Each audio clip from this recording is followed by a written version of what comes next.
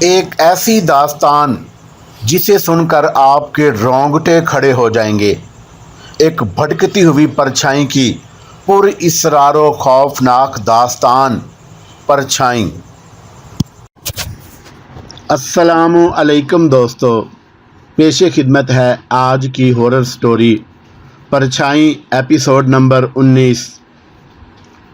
وہ سایہ فضا میں لہراتا ہوا وڈیرے کے بالکل قریب آ کر ایستادہ ہو گیا۔ وڈیرے سالار خان پھٹی پھٹی آنکھوں سے سائے کو تکے جا رہا تھا۔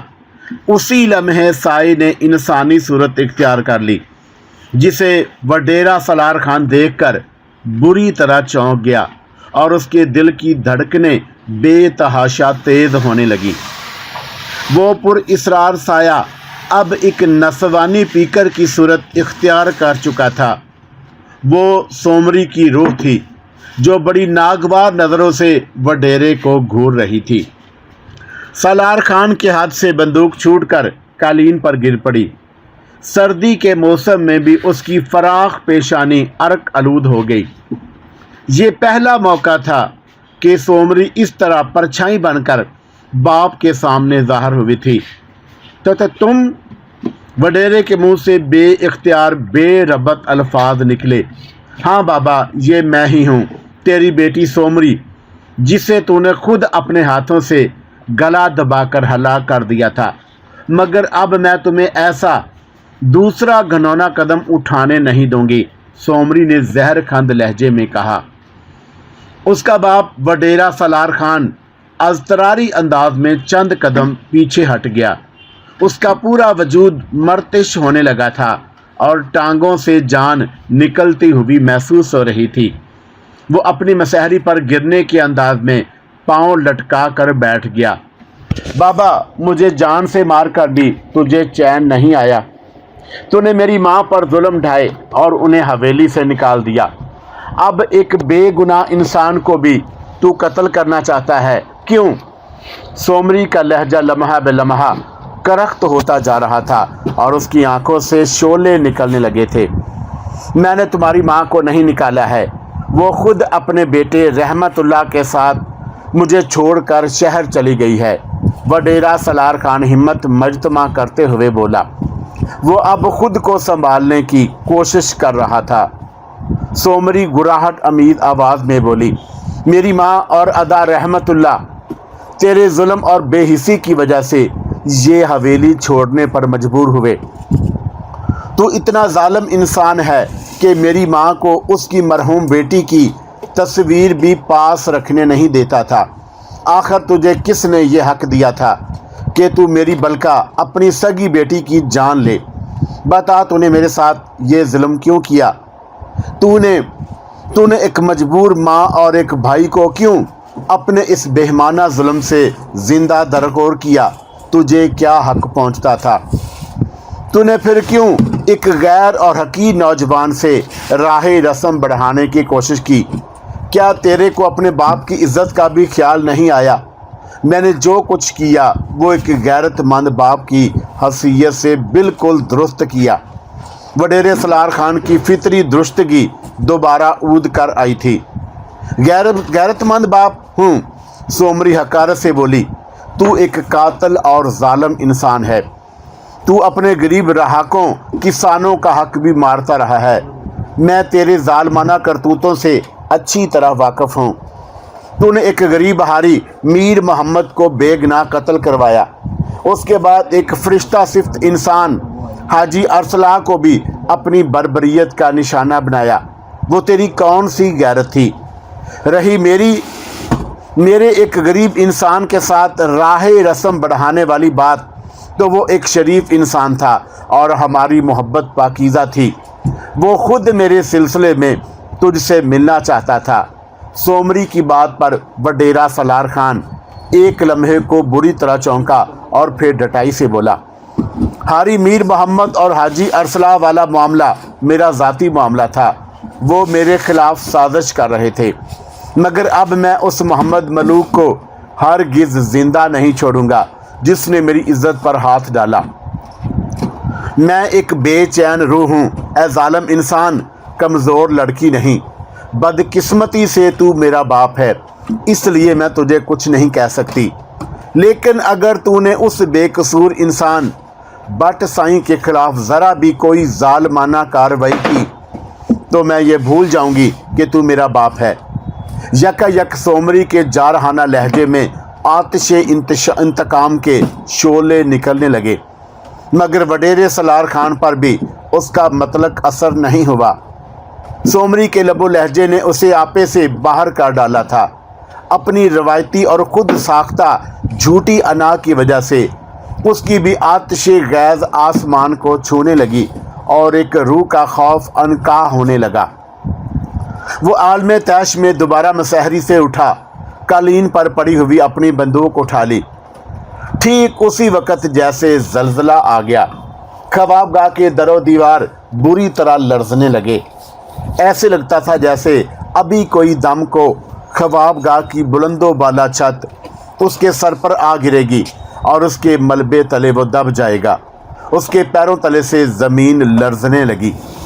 वो एकदम ही बदहवास और हरासा नज़र आने लगा। सोमरी गैर मरी शय की तरह साकत खड़ी अपने बाप के चेहरे को तके जा रही थी। ये क्या हो रहा है? वडेरे के मुंह से सिर्फ इतना ही बरामद हो सका और वो लड़खड़ा कर कालीन पर गिर गया। तब फिर सोमरी ने सुलगते हुए लहजे में बाप को धमकाते हुए कहा, देख ली तूने एक बेचैन रूह की ताकत। अब अगर अपनी जान की खैर चाहता है तो दोबारा मोहम्मद मलूक बट साईं को कत्ल करने का ख्याल भी दिल में मत लाना, वरना मैं इस पूरी हवेली को तेरा मकबरा बना दूंगी। ये तंबीह करने के बाद सोमरी गायब हो गई और उसके गायब होते ही लरजीदा दरो दीवार भी साकत हो गए। जल्जले की जो थोड़ी देर पहले कैफियत थी वो बगैर किसी इन्हदाम के थम गई। वडेरे सलार ने बेइख्तियार सुकून का सांस लिया। उसकी पेशानी पर पसीने की बूंदें चमकने लगी थीं।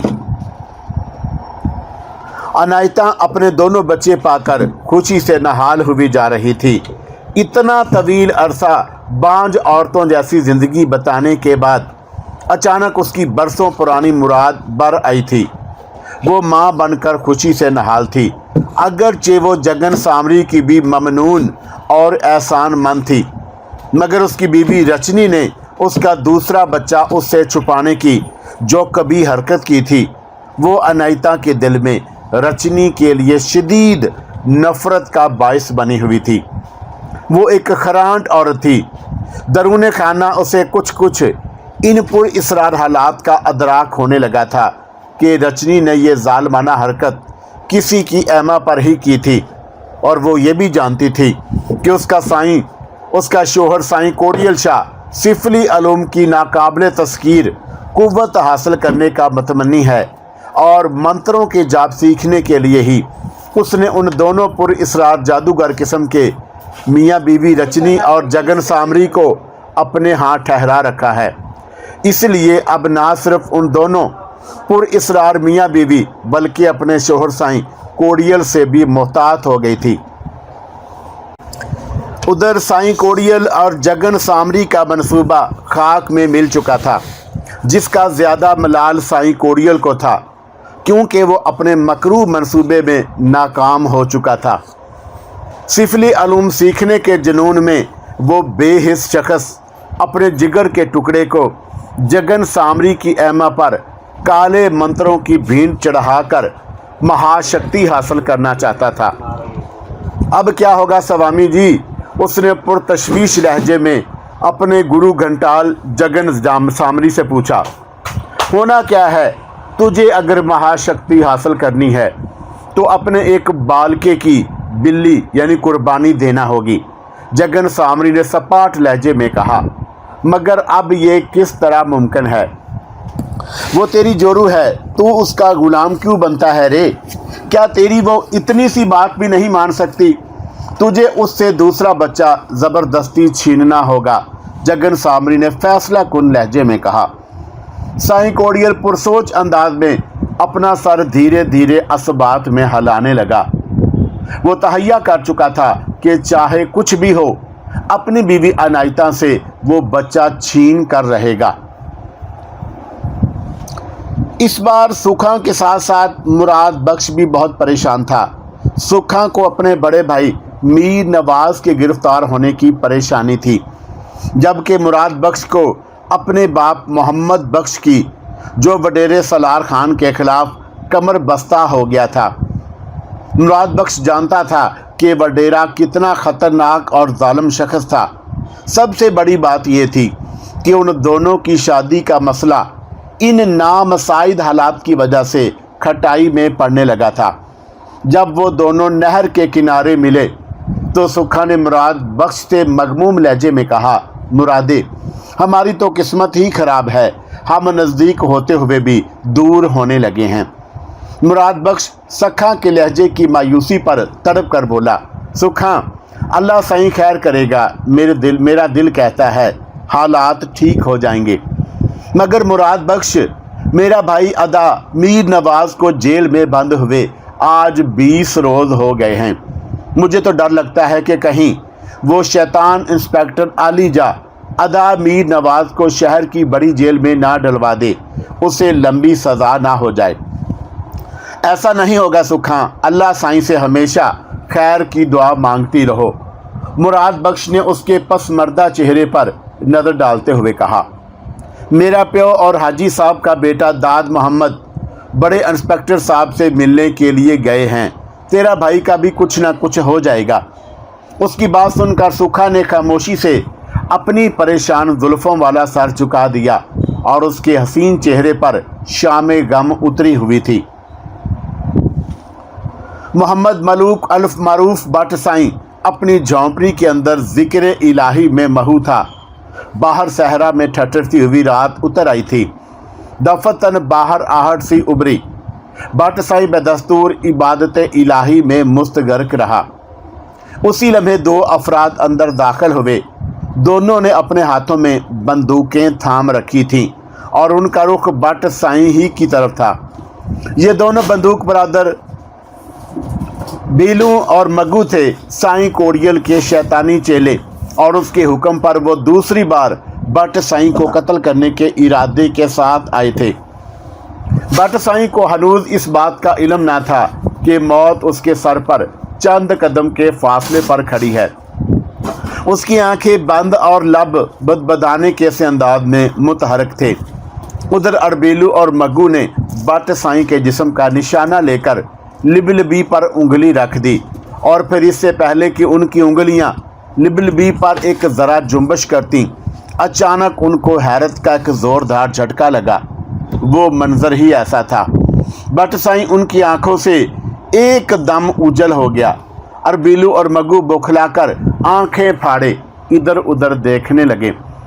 झोंपड़ी थी ही कितनी बड़ी, अचानक उन्हें यूं लगा जैसे झोंपड़ी के अंदर यकदम यख बस्तगी उतर आई हो, हत्ता कि उन्हें अपनी बंदूकें भी ठंडी बर्फ़ जैसी मालूम होने लगीं और ख़ुद भी वो बुरी तरह ठठरने लगे।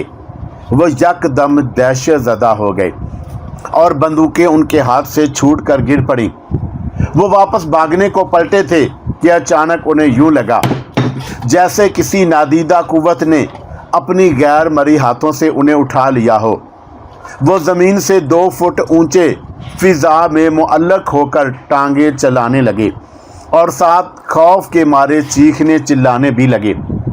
फिर दूसरे ही लम्हे किसी नादीदा कुव्वत ने उन्हें उछाल कर झोंपड़ी से बाहर फेंक दिया। वो दोनों रेत पर गिरे। बाहर 400 पुर इसरार सी चांदनी चुटकी हुई थी। दोनों दहशत ज़दा होकर उठे तो अचानक उन्होंने अपने सामने थोड़े फासले पर एक साया देखा और फिर वो साया दूधिया रंग की कहर आलूद परछाई में बदल गया और तब ही अचानक एक करखत आवाज़ उभरी, मैंने पहले भी तुम लोगों को छोड़ दिया था, मगर लगता है कि तुम्हें अपनी ज़िंदगियां प्यारी नहीं हैं। अब तुम दोनों का खात्मा ज़रूरी हो गया है। ये कहकर वो दूधिया साया अचानक एक गैंडे जैसी मशाबत का खौफनाक जानवर बन गया। उसकी गर्दन पर बब्बर शेर की तरह बाल नज़र आ रहे थे। उस गैंडे नुमा दरिंदे ने एक ज़ोरदार चिंगार मारी और उन दोनों पर पल पड़ा और फिर आन की आन में अरबेलू और मग्गू को चीड़ फाड़ कर रख दिया उनकी लाशें रेत में मिलकर गायब हो चुकी थी। गोया उन दोनों का नामो निशान ही मिट गया था। दूसरे ही लम्हे वो खौफनाक गैंडनुमा दरिंदा एक दूधिया साए में तब्दील होकर अचानक एक जवान और खूबसूरत औरत के रूप में बदल गया।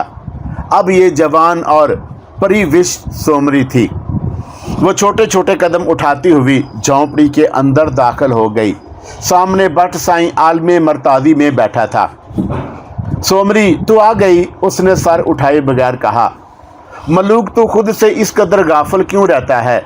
देख, आज फिर उन दोनों मरदूद शैतानों के चेले तुझे कत्ल करने आए थे, मगर मैंने उन्हें जान से मार डाला है, सोमरी ने बताया।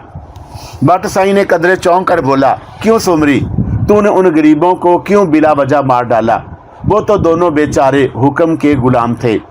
जगन सामरी और साईं कोड़ियल जैसे शैतानों का हुक्म मानने पर वो दोनों मजबूर थे।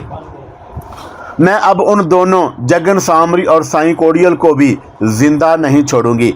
ये कहते हुए सोमरी यकदम गायब हो गई।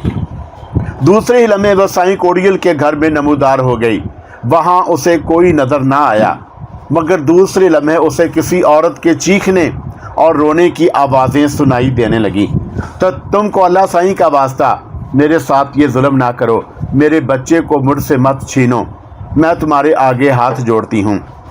अरे चिड़ी होगी है क्या? एक रख्त मर्दाना आवाज़ उभरी। शुक्र नहीं करती, एक बच्चे की माँ तो बन गई, अब दूसरे बच्चे पर हमारा हक है। ये जगन सामरी के कारण ही तो हुआ है कि तू इतने बरसों बाद बच्चों वाली हो गई।